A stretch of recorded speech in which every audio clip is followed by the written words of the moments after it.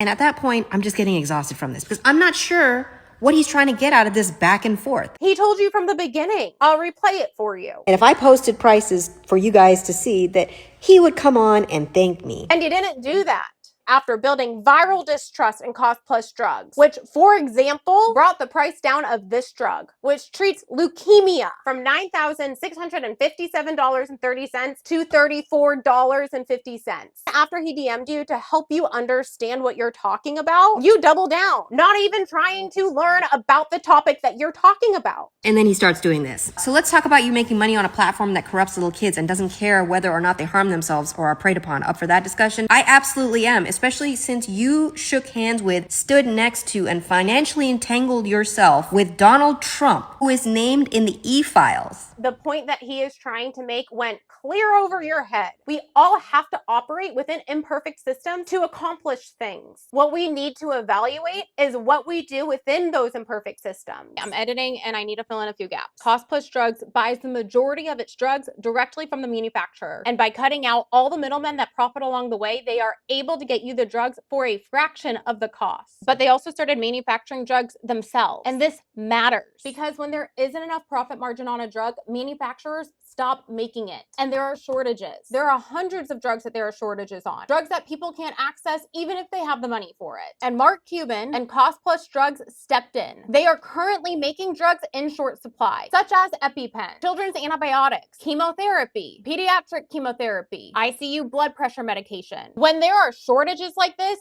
it is life or death. They are making these drugs because others aren't. Mark Cuban has been the one funding this. And to get more of these drugs that are in short supply to us and make drugs at a lower cost, he is currently asking Trump to waive the over $350,000 fee that needs to be paid to the FDA to get approval per generic drug. He is asking for that fee to be waived for everyone. He invites competition because that means more medicine available to us, lower cost, and that fee being waived is life and death for many, many people. Might even be you watching it now. The person who can make it happen for that fee to be waived is standing next to him. Mark Cuban has to work with what he's given. Again, an imperfect system to make this change happen that people's lives depend on.